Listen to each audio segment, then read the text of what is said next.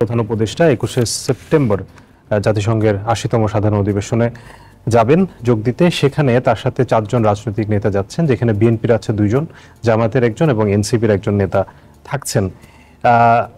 এটি কি এর আগে হয়েছে যে সাধারণ অধিবেশনে যাওয়ার সময় সব রাজনৈতিক দলগুলোর নেতাদেরকে নিয়ে যাওয়া, এবং এটি কি কোনো ধরনের বার্তা দিতে যাচ্ছেন বৈদেশিক বিশ্বের কাছে যে আমরা সবাই মিলে ঐক্যমত্য আছি, কিন্তু আসলে কি আমরা ঐক্যমত্য আছি কিনা? উনি বার্তা দেওয়ার চেষ্টা করছেন, কোনো সন্দেহ নাই। এর আগে কখনো হয়নি, এই কারণে এর আগে তো যে দলগুলি ছিল, যাদের প্রধানমন্ত্রী ছিল অথবা যাদের সরকার প্রধান ছিল, তারা তো একটা দলের ছিলেন। কিন্তু উনি গেলে উনার কিছু চামচা টামচা নিয়ে যেতেন। উনি তো একটা কোনো দল না, একক কোনো দলের না। উনি এই জন্য 3টা দল থেকে 4 জনকে নিয়ে যাচ্ছেন। এবং এটা মানে এই দলগুলি উনি আবার কিভাবে নির্বাচন করলেন আমি জানি না। এটা একদিক দিয়ে ভালো হলো, আবার একদিক দিয়ে ভালো হলো না। তাহলে অন্য দলগুলো কি দোষ করলো সেটাই আমি বলছি, মানে ক্রাইটেরিয়াটা কি? যেমন ধরেন আপনি এনসিপির একজনকে নিয়ে গেছেন, এনসিপি কি হিসাবে, হিসাবটা কি? একটা হিসাব থাকতে হবে তো। এনসিপিতে এখনো দলটা নিবন্ধনই পায় নাই, অনিবন্ধিত একটা দলের একজন লোককে নিয়ে যাচ্ছেন কেন? উনি মনে করেন যে এনসিপি তাকে ক্ষমতায় আনছে, যে উনি বলেছেন যে ছাত্র এনসিপি ক্ষমতায় আনলে উনি যদি দাবি করেন, এটা ওনার একটা ভুল দাবি। এখন এনসিপি তো এই আন্দোলনের যে মূল শক্তি যদি বলি আমরা, সেটা তো ঢাকা ইউনিভার্সিটি ইলেকশনে এটা প্রমাণিত হলো না, এই দাবিটা ঠিক না। ঢাকা ইউনিভার্সিটিতে এনসিপি কোথায় ছিল? এনসিপি যে বাক্সার, তারা কোথায় ছিল? তারা তো 5 নাম্বার 6 নাম্বার 7 নাম্বারে চলে গেছে। তো তারা তো আন্দোলনের মূল শক্তি ছিল না আসলে। একদিন তারা দাবি করছে, কেউ চ্যালেঞ্জ করে নাই বলে। প্রথম চ্যালেঞ্জ তারা পড়েছে ডাকসু নির্বাচন নিয়ে, এবং ওই চ্যালেঞ্জে প্রমাণিত হয়েছে যে তারা মূল শক্তি ছিল না। অন্য কেউ প্রতিবাদ করেনি বলে তারা মূল শক্তি হয়ে গেছে।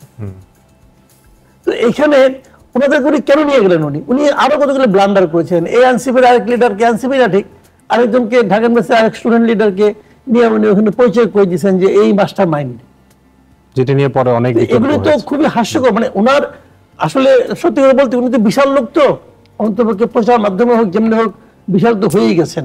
কিন্তু আমাদের কাছে মাঝে মাঝে মনে হয় ওনার এই সমস্ত ক্ষেত্রে ডেপথ খুবই কম। রাজনীতির একটা কথার যে আফটার ইফেক্ট কি হতে পারে এটা উনি বোঝেনই না। তো যা হোক শেষ পর্যন্ত নিয়ে যাচ্ছেন। নিয়ে যাওয়াতে এখন কি হবে আমি জানি না। আগেও নিয়ে গেছিলেন, আগে একবার গেছিলেন, সেখানে উনি যে ব্যাপক সম্বর্ধনা পেয়েছেন, প্রেসিডেন্ট বাইডেন পর্যন্ত নিজে চলে আসছেন। এবার সেরকম যদি আশা করেন তাহলে হবে না, কারণ বাইডেন এবং ট্রাম্প এক জিনিস না, এবং ডেমোক্রেট এবং রিপাবলিকানরা এক জিনিস না। এখন এগুলি নিয়ে যে উনি যে প্রমাণ করতে চান সব দল আমার সঙ্গে আছে, সেটাও যে খুব সহজ হবে আমার কাছে তাও মনে হয় না। বিএনপি থেকে 2 জনকে নিতে হবে কেন আপনার? বিএনপি আপনি যদি সব দলের একজনকে রিপ্রেজেন্টেটিভ নেন, তো বিএনপি থেকে 2 জন নিবেন কেন?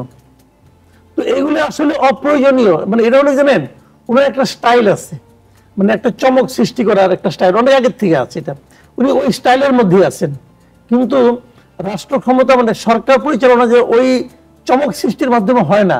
কারণ সরকারে কি হয়, আপনি যা কিছুই বললেন, আমি একটা এক্সাম্পল দিয়ে বলি, উনি অনেকদিন ধরেই 2টো থিওরি নিয়ে সারা দুনিয়ায় কিন্তু বলে বেড়াচ্ছেন। একটা কি সামাজিক ব্যবসা, আরেকটা কি 3-0। ঠিক আছে, এটা আসলে প্রয়োগযোগ্য কিনা এটা কিন্তু কখনোই প্রশ্ন ওঠে নাই, কারণ উনি তো প্রয়োগের দায়িত্বে কখনো কোথাও ছিলেন না। উনি ওনার একটা ধারণা বিক্রি করছেন, সেল করছেন না।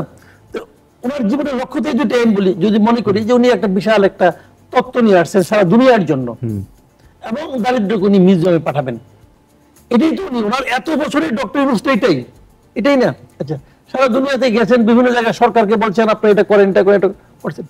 উনি 1 বছর ধরে ক্ষমতায় আছেন, রাষ্ট্র ক্ষমতায় আছেন। উনি 1 বছরে এই ওনার যেটা আদর্শ, যেটা উনি সবচেয়ে বড় মনে করেন, এইগুলির ক্ষেত্রে কয়েক কদম অগ্রসর হতে পারছেন। স্পেসিফিক্যালি যদি বলি যে জিরো এমপ্লয়মেন্টের কথা বলছে, এমপ্লয়মেন্ট তো বেড়েছে, আনএমপ্লয়মেন্ট তো বেড়েছে। এদের কেমন হলো ভাই? আরে ভাই 3-0 এটি যেটা বোগাস জিনিস, ওখানে কি জিরো আনএমপ্লয়মেন্ট, জিরো পভার্টি, এই তো আনএমপ্লয়মেন্ট পার্থক্যটা কি?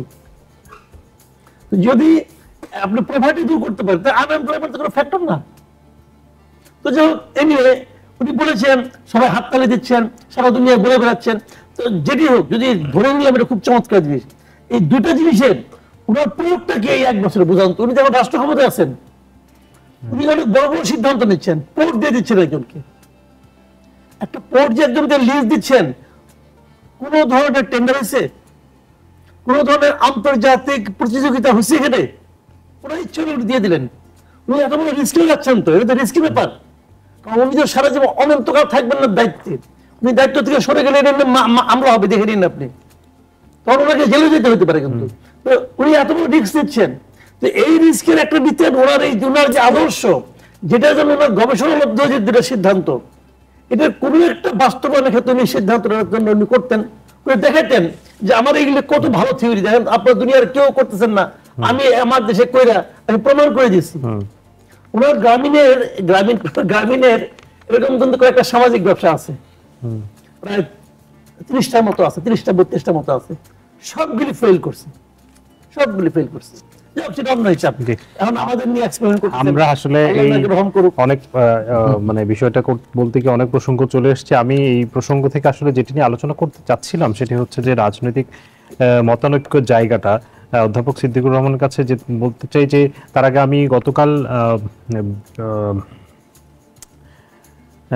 বিএনপির স্থায়ী কমিটির যে বৈঠক হয়েছে আমরা জানি, সেখান থেকে কিছু খবর আমরা পেয়েছি যেখানে বলা হচ্ছে যে বিএনপির আসলে এখন কি চিন্তা করছে, তাদের রাজনীতিক, যেহেতু জামাত সহ অন্যান্য দল মাঠে নামছে, সে তার বিপরীতে আসলে বিএনপি কি করতে যাচ্ছে। বিএনপি আসলে নির্বাচনের বিভিন্ন কর্মসূচি হাতে নিয়ে নামছে, এমন খবর আমরা পাচ্ছি।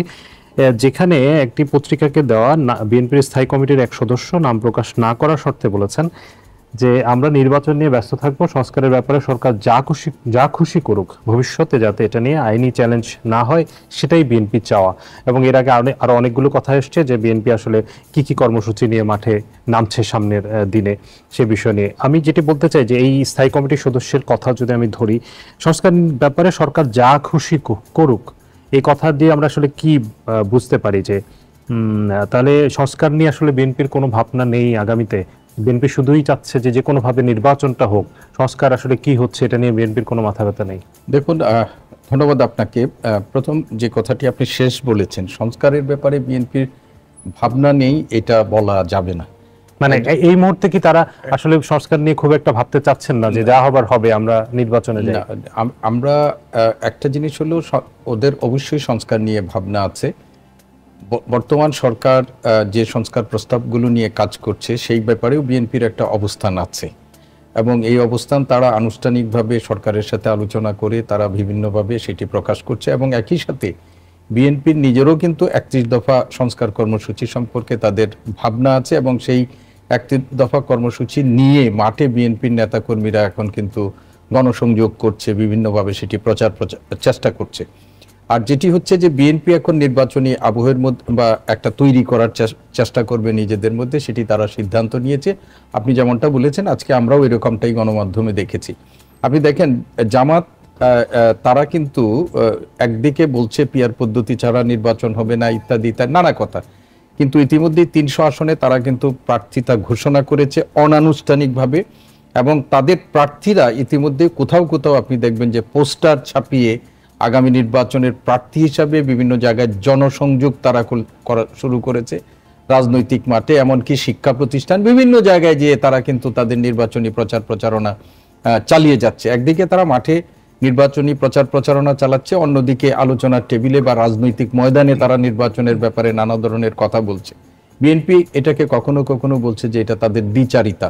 তো বিএনপি এই জিনিসটা যতদিন তাড়াতাড়ি উপলব্ধি করতে পারবে, সরকার যেহেতু এখন আমরা দৃশ্যত বুঝতে পারছি, আজকেও প্রধান উপদেষ্টা বলেছেন যে রমজান মাসের আগেই এই নির্বাচন অনুষ্ঠিত হবে, এবং ফেব্রুয়ারি মাসের মাঝামাঝি যদি নির্বাচন অনুষ্ঠিত হয় তাহলে আমাদের ঘোষিত যে নির্বাচনী রোডম্যাপ সেখানেও যেটা বলা হয়েছে, তাহলে বিএনপিকে এখন নির্বাচনী মাঠে তাদেরকে নামতে হবে।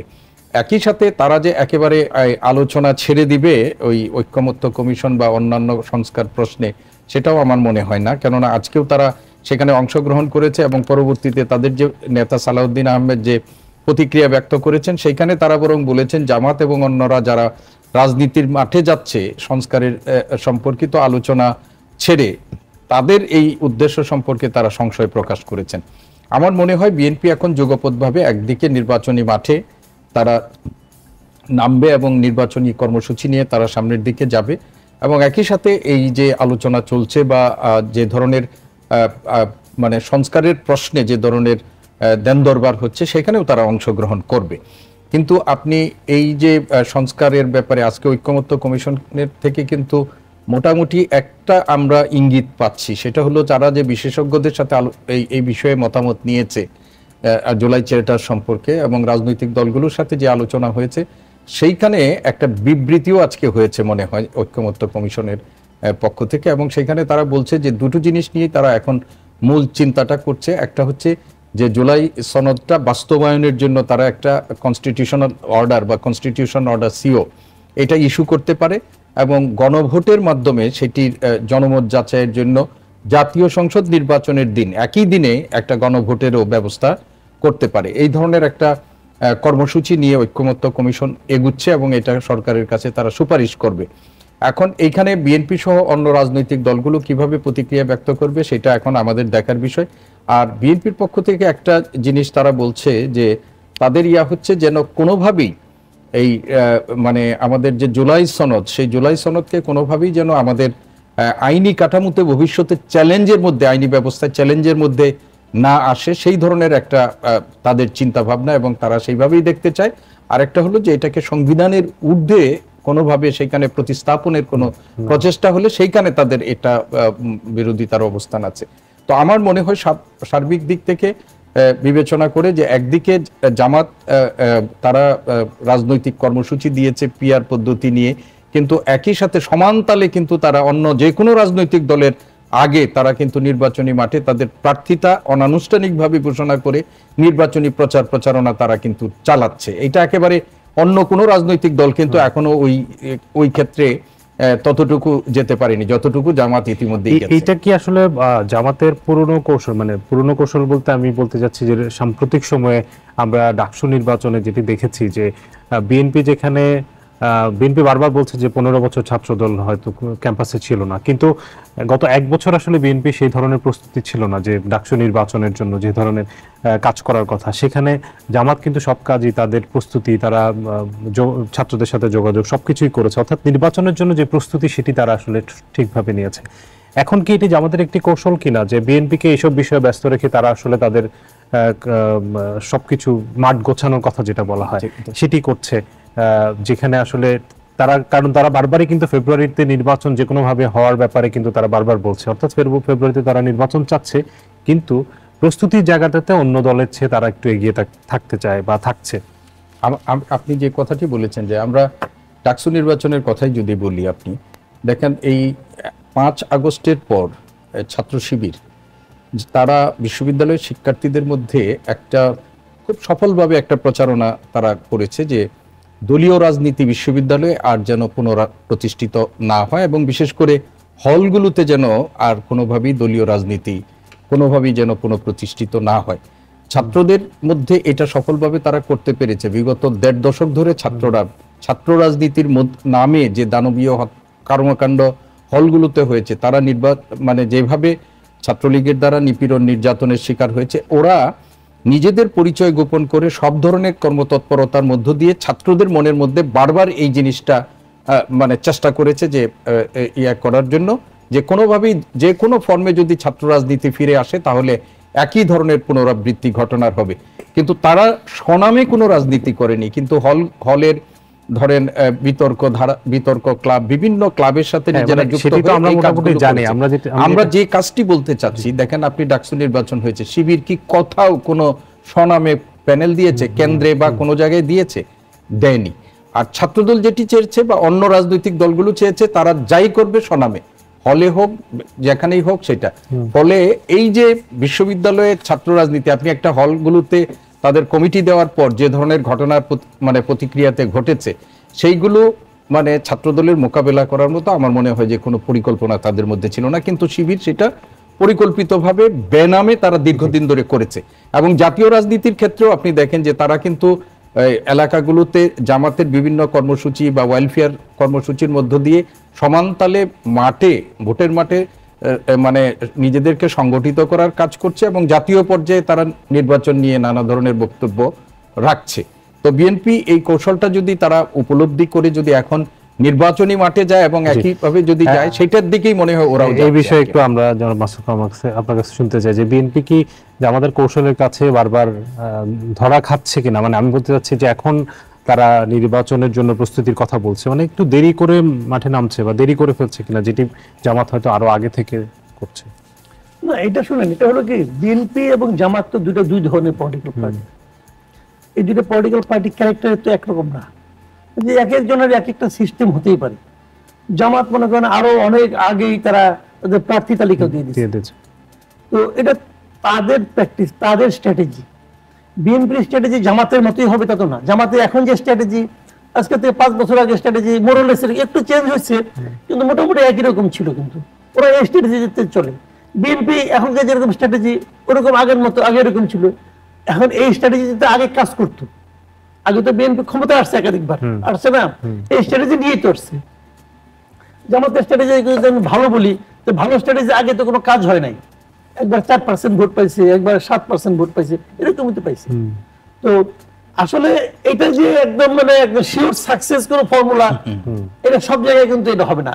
হ্যাঁ, শিক্ষাঙ্গনে ঢাকা ইউনিভার্সিটি যে জিনিসটা হয়েছে, এখানে অন্য ঘটনা ঘটছে। কিন্তু আমি কিন্তু মনে করি না যে কেবল স্ট্র্যাটেজিক্যাল কারণে তারা হারিয়ে গেছে, এটা আমি মনে করি না। কিন্তু ঢাকা ইউনিভার্সিটি যে ঘটনাটা ঘটছে, এটা হলো জাতীয় রাজনীতির প্রভাব ঢাকা ইউনিভার্সিটিতে পড়ছে, একদম জাতীয় রাজনীতির প্রভাবটা পড়ছে এখানে। এখানে মনে করেন দুটো ঘটনা ঘটছে। আমি আপনাকে অনেকগুলি ঘটনাই আছে, কারণ আমি দুটো ঘটনা আপনাকে বলতে চাই। একটা ঘটনা হলো সারা দেশে এখানে কিন্তু ছাত্রলীগের কিছু ভোট আছে। ছাত্রলীগের ভোটগুলো খুব অদ্ভুত। এই কারণে ছাত্রলীগের যারা সমর্থক, যারা ছাত্রলীগকে ভোট দেয়, নেতা হওয়ার দরকার নেই, ভোট তো দেয় অনেকে, সবাই তো নেতা না। যারা ভোট দেয়, ছাত্রলীগ যারা করে, এরা কিন্তু বংশানুক্রমিক ভাবে করে। যে ওর বাবা আওয়ামী লীগ করে, ওর দাদা আওয়ামী লীগ করতো, ওর বড় ভাই যুবলীগ করে, এরকম কিন্তু ম্যাক্সিমামই, দু একটা ব্যতিক্রম হতে পারে। এই লোকগুলো এলাকায়, যার যার এলাকায়, তারা কিন্তু নানা ধরনের মামলা মোকদ্দমার শিকার এখন এই মুহূর্তে। এলাকায় অনেকে থাকতে পারে না ম্যাক্সিমামই। এই যে মামলাগুলো এদের বিরুদ্ধে হয়েছে, যেমন একটা মামলা হয়েছে একটা হত্যা প্রচেষ্টার মামলা। সেই মামলা হয়তো 100 জন আসামি, 122 জন আসামি। 1 নম্বর আসামি শেখ হাসিনা, 2 নম্বর আসাদুজ্জামান কামাল, 3 নম্বর ওবায়দুল কাদের, এরকম হয়েছে। হয়ে নিয়ে 28 নম্বরে অথবা 68 নম্বরে অথবা 72 নম্বরে যায় নিয়ে ওই স্টুডেন্টের বাবা, চাচা, মামা, খালা, এরা অনেকে আছে। এবং তারা কিন্তু দরিদ্র আছে, বেসিক্যালি এলাকায় থাকতে পারে না, বাইরে যাইতে পারে না, অথবা জেলখানায় আছে, এরকম। এবং আপনি খোঁজ দিলে দেখবেন এই মামলাগুলোর বাদী 95% ক্ষেত্রে বাদী হলো বিএনপির লোকেরা। জামাত কিন্তু কোনো মামলা করে নাই, বিএনপির লোকেরা মামলা করে। জামাত তো সাধারণ ক্ষমাই করে দিছিল এর পরে। এই মামলাগুলো বাদী করা বিএনপির লোকেরা, কিন্তু পুলিশ বাদী হয়ে গেলে হইতো, বিএনপির লোকেরা কিন্তু অতি উৎসাহে এগুলি করছে কাজগুলো। এখন যে দলের কারণে আমার বাবা, চাচা, মামারা ঘরে থাকতে পারে না, সেই দলকে আমি ভোট দেব? এই ফর্মুলায় ছাত্রলীগের ভোটগুলো বিএনপির ছাত্র দল পায় নাই। এই ভোটগুলো তখন অবধারিতভাবে জামাতের কাছে গেছে। দ্বিতীয় আরেকটা কারণ বলি আপনাকে, যারা নাকি রাজনীতি করে না, কিছু নির্বিরোধী লোক আছে না, রাজনীতি পড়াশোনা করি, এদের কাছে আতঙ্কটা কি? এদের কাছে আতঙ্কটা হলো গণরুম, পরীক্ষার আগের একটা মিছিল করতে হবে, গায়ের জোরে মিছিল করতে হবে। এই যে বিষয়গুলো, এই আতঙ্কের জন্য তারা কাকে দায়ী করে? প্রথমত দায়ী করে দৃশ্যত আমি ছাত্রলীগকে দায়ী করি, কিন্তু আসলে ছাত্রলীগের ফ্যাক্টর না, ফ্যাক্টর হলো সরকারি দল, মানে যেটা বড় দল, বড় রাজনৈতিক দল বা যারা ক্ষমতায় আসবে, সরকারে যে আছে তার যে দলটা, এটা হলো পাওয়ারফুল। ছাত্রলীগ যদি সরকারি দল না হইতো তাহলে পাওয়ারফুল হইতো? এখন তো ছাত্রলীগের কোনো খবর নাই, তখন পাওয়ারফুল। তাহলে কিসের জোরে ছিল? জোরটা ছিল সরকারের জোর। তো এদের মধ্যে একটা ধারণা হয়েছে, এই ধারণার পেছনে কারণ বিএনপি নানা জায়গায় বলা বলিতে, বিভিন্ন ভাষণে, বিভিন্ন বক্তব্য এমন একটা আচরণ তারা করতেছে যে তারা ক্ষমতায় এসেই গেছে। এরা এটা বিশ্বাস করছে বিএনপি ক্ষমতায় আসতেছে, তাহলে নেক্সট ফেব্রুয়ারির পরে বিএনপি ক্ষমতায়। যদি বিএনপি ক্ষমতায় থাকে তাহলে ছাত্রদল সরকারি দল, তো তারা যদি ওই কাজ করে, এই ভীতির কারণে তারা সিম্পলি ছাত্রদলকে অ্যাভয়েড করছে। এখানে ভাই ঢাকা ইউনিভার্সিটিতে জামাতের ভোট 2-2.5 এর বেশি হবে না, 14,000 ভোট, এগুলো ওই জামাতের 2,500 3,000 ভোট ম্যাক্সিমাম, 3-এর উপরে হবেই না। সাধারণ শিক্ষার্থীরা আসলে সব ভোট কিন্তু এইভাবে আসছে। সাধারণ শিক্ষার্থীরা আসলে তাদেরকে ভোট এইভাবে দিয়েছে আসছে। না। আমি আসলে জাতীয় রাজনীতির কথা বলতে চাচ্ছি যে সামনে যে নির্বাচনের জায়গাটাতে যেটি জানতে চাচ্ছিলাম যে মানে বিএনপি একটু পিছিয়ে থাকছে কিনা, এর সাথে যদি একটু বলেন যে জামাত আসলে রাজনৈতিক দল হিসেবে এখনকার মতো গুরুত্ব কি এর আগে কখনো পেয়েছে কিনা, এটি আপনার কাছে জানতে চাইবো। এবং এই যে জামাতের এখন বর্তমান রাজনীতি দেখা যাচ্ছে অনেক বেশি প্রাসঙ্গিক হয়ে উঠেছে এবং সব গুরুত্বপূর্ণ সিদ্ধান্তেই তাদের মতামত অনেক বেশি গুরুত্ব পাচ্ছে, মানে এটি কি জামাত একটা বড় দল হয়ে ওঠার ইঙ্গিত বা এই ধরনের কি মনে হয় আপনার কাছে? দেখেন, আপনি যদি দীর্ঘদিন ধরে একটা কাজ করেন তাহলে তো ফল কিছু পাবেন। জামাত তো তাদের এই পলিটিক্সটা করতেছে অনেক দিন ধরে, আস্তে আস্তে আস্তে আস্তে মানে গড়ে তুলতেছে। যারা একসময় ছাত্র শিবির ছিল তারা এখন কেন্দ্রীয় নেতা, কিন্তু এই যে আব্দুল্লাহ মোহাম্মদ তাহের একসময় ছাত্র শিবির করতেন, তো ডাকসু ইলেকশন করছেন কিন্তু 2700 ভোট পাইছিলেন একবার। হ্যাঁ, তো এগুলি তো এই ধরনের লিডাররা ওখানে তো ধীরে ধীরে উঠে আসছে, দীর্ঘ একটা প্র্যাকটিসের মাধ্যমে তারা আসছে। কাজে এটার কিছু ফল তো হবেই, কিছু ফল আছে, কিন্তু তার মানে এই না যে তারা সারা দেশে খুব প্রভাব বিস্তার করবে এই ইলেকশনের কারণে। আমি কারণটা আপনাকে বলি জিনিসটা। ঢাকা ইউনিভার্সিটির যে রাজনীতি এবং আঞ্চলিক রাজনীতি এক না। একটা অঞ্চলে মনে করেন প্রত্যন্ত অঞ্চলে অথবা ধরেন একটা উপজেলায়, সেখানে কিন্তু লোকজন ভোট দেয় অন্য হিসাবে, ওটা কিন্তু রাজনীতি অনুযায়ী কাজ করে না, ওখানে কাজ করে নিরাপত্তা, এলাকার উন্নয়ন, এগুলি কিন্তু চিন্তা করে। যেমন আপনি ধরে যেমন গ্রামে একটা প্রবাদ আছে যে ওই লোকটা ভালো কিন্তু ওরা ভোট দিব না, কারণ দিলে ভোটটা নষ্ট হবে, সে তো জিতবে না। এটা কিন্তু একটা অদ্ভুত একটা সাইকোলজি। কিন্তু আবার ওরকম একটা সাইকোলজি আছে, ওকে ভোট দিব কিন্তু দল তো ক্ষমতায় যাবে না, দল যদি ক্ষমতায় না যায় ওরা ভোট দিয়ে তো ভোটটা নষ্ট হতে, এলাকায় কোনো উন্নতি করতে পারবে না, আমাদের কোনো লাভ হবে না। এই সাইকোলজিগুলি কিন্তু গ্রামে কাজ করে, মানে এলাকায় কাজ করে। কাজে সেই সাইকোলজিতে মানে এই ঢাকা ইউনিভার্সিটির প্রভাব এখানে পড়বে, এটা আমার কাছে খুব একটা মনে হয় না। আমি এই প্রশ্নটা নিয়ে জনাব সিদ্দিকুর রহমান খানের কাছে আসতে চাই যে জামাত কি আসলে বড় দল হওয়ার সম্ভাবনা আছে কিনা ভবিষ্যতে, কিন্তু বিরোধী জামাত কি আসলে বড় দল হয়ে ওঠার সম্ভাবনা আছে কিনা ভবিষ্যতে, এখনকার যে পরিস্থিতি সবকিছু বিবেচনায় নিলে?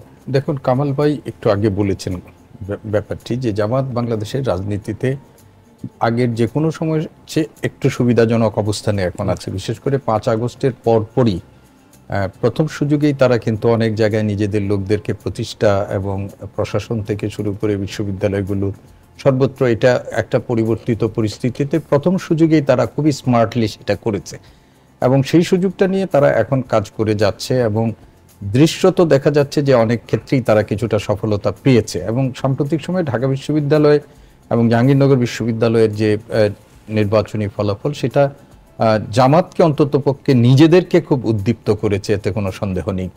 তবে আমাদের এটা মনে রাখতে হবে, কামাল ভাইয়ের সাথে আমিও একমত, যে ডাকসু নির্বাচন আমাদের জাতীয় নির্বাচনে কোনোভাবে প্রভাব ফেলে, কিন্তু এটি একেবারে যে খুব বড় প্রভাব ফেলেছে অতীতে কিন্তু সেটা প্রমাণ করেনি। আমাদের স্বাধীনতার পর মুজাহিদুল ইসলাম সেলিম সাহেব ডাকসুর বিপি হয়েছে, মানে ছোট দলগুলো থেকে যেসব জি আমাদের মাহমুদুর রহমান বান্না ভাই 2 বার হয়েছেন, আরো অন্য সময়ও আমরা দেখেছি। এবং যে রাজনৈতিক দলগুলো এবং যে নেতৃত্ব ডাকসুতে উঠে এসেছেন তারা জাতীয় রাজনীতিতে খুব গুরুত্বপূর্ণ ভূমিকা অনেকেই পালন করেছেন, কিন্তু তার দল বা তিনি নিজে সরকারের মানে যে পার্লামেন্টে যে সেই ধরনের ভূমিকা পালন করেন, এই বক্তব্যটা আমরা সেদিন কয়েকদিন আগেও আমরা কিন্তু বিভিন্ন জায়গায়ও দেখেছি। তো নিঃসন্দেহে এটি বলা যায় যে জামাতের যে কর্মতৎপরতা এবং সারা দেশে তাদের যে এখন দৃশ্যমান তৎপরতা দীর্ঘ 15 বছর পর, সেটা দিয়ে মনে হচ্ছে যে রাজনীতির মাঠে তারা খুব আছে। তবে তাদেরকে বুঝতে হবে যে জামাত একটা ক্যাডার ভিত্তিক রাজনৈতিক দল এবং সেখানে নেতা কর্মীদের মধ্যে একটা শৃঙ্খলা, নিজেদের অভ্যন্তরীণ দলীয় মানে ফোরামে তারা সেটা মেনটেন করে চলে এবং দলীয় নির্দেশনার মধ্য দিয়ে তারা সবাই কিন্তু মাঠে মানে এখন এই মুহূর্তে খুবই সক্রিয় আছে। তো সেটার কারণে মনে হয়, কিন্তু আমারও এটি ব্যক্তিগতভাবে মনে হয় যে বাংলাদেশের যে বাস্তবতা, সেই বাস্তবতায় আগামী জাতীয় নির্বাচনে জামাত খুব বড় দল হিসাবে খুব বড় সাফল্য পেয়ে এসে যাবে, সেটা মনে হয়। যে বুঝতে পেরেছি। আমরা একটু আজকের যে ঐকমত্য কমিশনের বৈঠক হয়েছে সেখানে অধ্যাপক আলী রিয়াজ বলেছেন কমিশনের বর্ধিত মেয়াদের আগেই জুলাই সনদ বাস্তবায়নের পদ্ধতি চূড়ান্ত করতে চায় কমিশন, এর জন্য কোনো অবস্থাতেই 1 মাস সময় লাগবে বলে মনে করেন না তিনি। এই বিষয়ে বিশেষজ্ঞদের পরামর্শ নেওয়া হয়েছে, তিনি আশা করছেন এই ব্যাপারে দ্রুত একটি পরিণতি দেখা যাবে, কিন্তু প্রশ্ন হচ্ছে কিভাবে। মানে পরিস্থিতি যা দেখা যাচ্ছে তাতে কি আসলেই খুব দ্রুত একটা সমাধানের দিকে যাওয়া সম্ভব? জুলাই চার্টারের ব্যাপারে একটু আগেও আমি যে কথাটি বলেছিলাম যে আজকে ঐকমত্য কমিশনের থেকে বোধহয় একটা বিবৃতিও দেওয়া হয়েছে। তো সেখানে যেটি আমরা এখন বুঝতে পারছি যে ঐকমত্য কমিশন মোটামুটিভাবে তারা একটা সিদ্ধান্ত বোধহয় নিয়েছে যে সরকারের কাছে তারা একটা সুপারিশ করবে যে এই চার্টারটি বাস্তবায়নের ক্ষেত্রে তারা একটা সাংবিধানিক মানে সংবিধান আদেশ রাষ্ট্রপতির মাধ্যমে, এবং এটি ঐকমত্য কমিশন যে ফর্মুলায় করবে তাদের যে 22 মানে জুলাই চার্টারে যে 22 নাম্বার যে আর্টিকেল আছে সেইখানে মানে সরকারকে যে ক্ষমতাটা দেওয়া হয়েছে সেইটার আলোকে তারা একটা সাংবিধানিক আদেশ বা সংবিধান আদেশ কনস্টিটিউশন অর্ডার এটার মাধ্যমে এই জুলাই সনদ বাস্তবায়নের জন্য উদ্যোগ তারা গ্রহণ করবে, এবং সেটি জনমত যাচাইয়ের জন্য একটা রেফারেন্ডামের কথাও তারা ভাবছে, এবং এগুলো বিশেষজ্ঞদের কাছ থেকে এই পরামর্শগুলো আসছে। এবং সেই ক্ষেত্রে আলাদা গণভোট না করে মানে যেটি করতে চাচ্ছে ঐকমত্য কমিশন যে সুপারিশটি করতে চাচ্ছে সেটি হচ্ছে যে আমাদের জাতীয় সংসদ নির্বাচন যেদিন হবে একই দিনে একটা রেফারেন্ডামও থাকবে, সেই রেফারেন্ডামের মাধ্যমে জনগণ এই আমাদের যে জুলাই চার্টার হচ্ছে সেই জুলাই চার্টারের প্রতি তাদের মানে মতামত তারা সেখানে জ্ঞাপন করবে। এখন এই বিষয়টি যদি ফাইনালি আমাদের হয় তাহলে রাজনৈতিক দলগুলোর মধ্যে আমার কাছে মনে হচ্ছে যে দৃশ্যত হয়তো বিএনপি এই ধরনের সিদ্ধান্তের দিকে একমত হতে পারে, আর অন্য যে রাজনৈতিক দলগুলোর কাছে এখন এই জুলাই সনদের এইটার চেয়ে কিভাবে কার্যকর হবে সেটার চেয়েও মনে গুরুত্বপূর্ণ পিয়ার পদ্ধতিটা থাকছে কিনা, নির্বাচনটা পিয়ার পদ্ধতির মাধ্যমে সেটা আদায় করতে পারবে কি বিশিষ্ট, হ্যাঁ, এবং হ্যাঁ আমাদের যে বাইক্যামেরাল পার্লামেন্ট এবং সেখানে পিয়ার পদ্ধতি সেটার ব্যাপারেই তাদের বেশি কনসার্ন, এবং জামাত যেটি নিয়ে মাঠে নামছে সেখানেও কিন্তু পিয়ার পদ্ধতি তাদের সবচেয়ে বেশি গুরুত্ব পাবে, এবং অন্য ইসলামী দলগুলো যেখানে নামছে সেখানেও পিয়ার পদ্ধতির কথাও আমরা বেশিরভাগই শুনছি।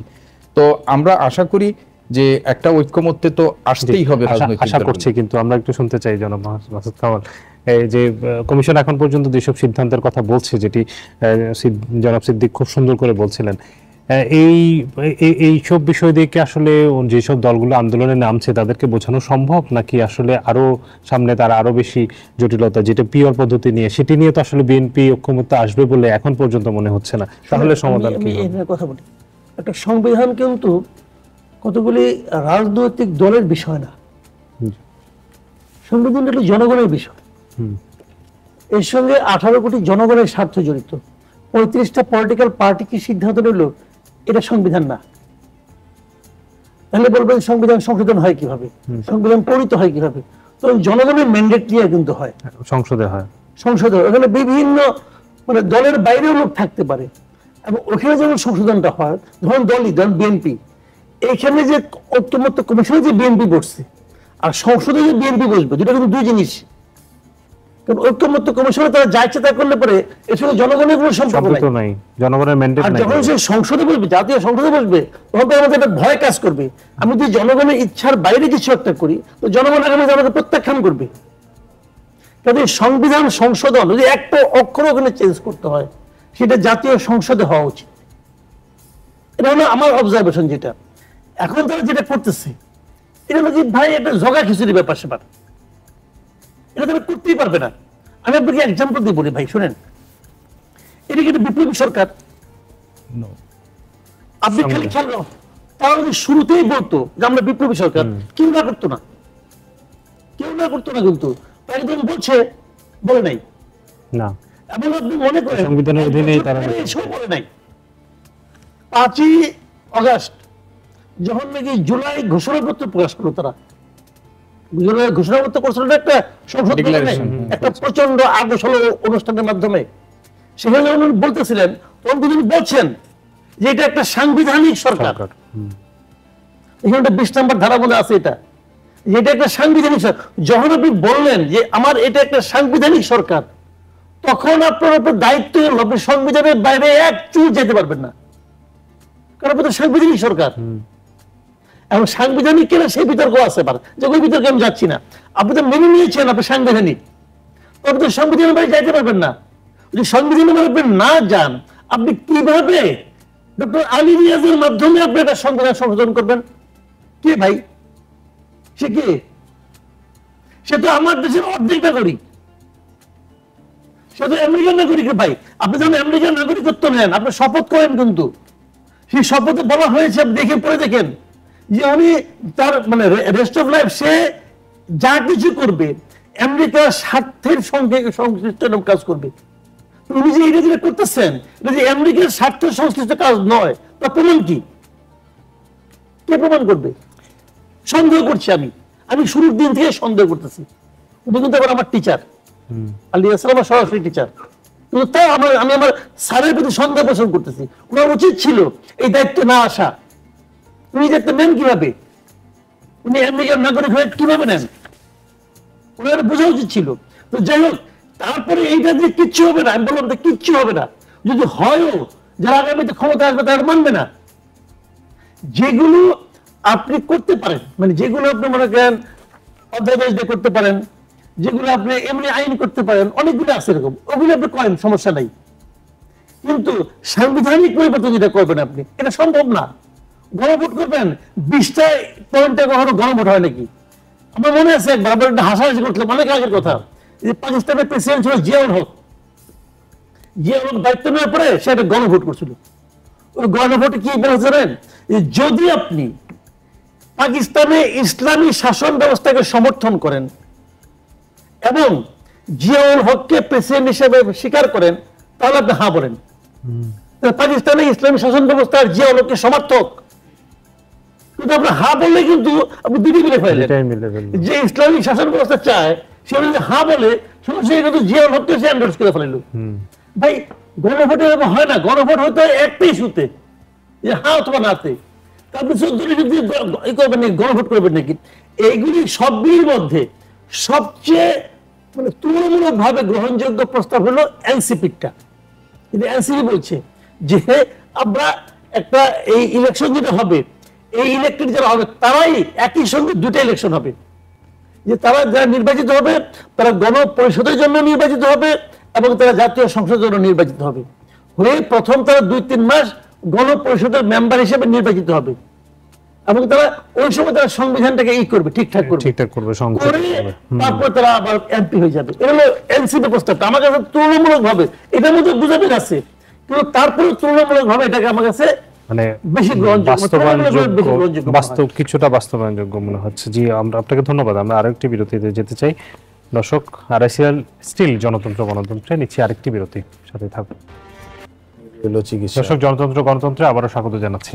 আমরা আলোচনা করছি অনিশ্চিত এই রাজনৈতিক সংকট এবং রাজপথের যে আন্দোলন, সেই বিষয়ে আমরা সংস্কার বিষয়ে কথা বলছিলাম, আন্দোলনের বিষয়ে কথা বলছিলাম। আন্দোলনের আসলে একটি বড় দাবি হচ্ছে জাতীয় পার্টি সহ 14 দলকে নিষিদ্ধ করা বা তাদের রাজনীতি নিষিদ্ধ করা। এটি নিয়ে আসলে নানান ধরনের বিতর্ক হচ্ছে। আজকে জুলাই মঞ্চের এক সমাবেশে বক্তব্য দিচ্ছিলেন গণপরিষদের সাধারণ সম্পাদক রাশেদ খান। তিনি বললেন, অন্তর্বর্তী সরকারের কাছে আমাদের যে প্রত্যাশা ছিল তার খুব সামান্যই পূরণ করতে পেরেছে। বিপ্লবীদের নিরাপত্তা বিঘ্নিত করে, তারা নিজেরাও নিরাপত্তাহীনতার মধ্যে রয়েছেন। জুলাইয়ের অন্যতম নেতা নুরুল হক নুরের উপর যে হামলা হয়েছে সেটির উদ্ধৃতি দিয়ে তিনি বলেছেন, যে কারণে বলছেন যে তাদেরকে নিষিদ্ধ করার কথা, কিন্তু এইটার ব্যাপারে আবার বিএনপি বিপরীত অবস্থানে। এটি নিয়ে কি বলতে চান, যে এইটি আসলে কি হওয়া উচিত? এই প্রসঙ্গে বিএনপি যে অবস্থান, এই অবস্থানকে আমি সাপোর্ট করি। গণতন্ত্রে রাজনৈতিক দলকে নিষিদ্ধ করা কোনো ভালো কাজ নয়, কোনো ভালো কাজ নয়। আওয়ামী লীগকে নিষিদ্ধ করেছে, ওই সময় বিএনপি শুরুতে বলছিল, পরে আবার শেষ মুহূর্তে চুপ হয়ে গেছিল। কেন চুপ হয়ে গেছিল সেই রহস্য আমি জানি না, কিন্তু ওইটাও কাজ ভালো হয় নাই। এই জন্য ভুগবে, এই জন্য গণতন্ত্র ভুগবে।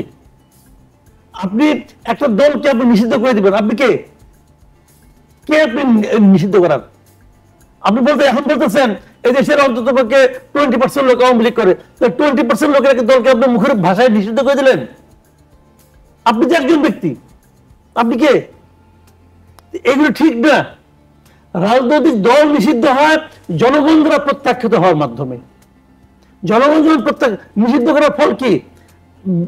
জামাতকে নিষিদ্ধ করে নাই, বেড়ে গেছে, আরো শক্তিশালী হয়। এটাই নিয়ম, এটাই হয়, এটাই হয়। এদেশের মানুষ আওয়ামী লীগকে কি করতো? প্রতিহত করত।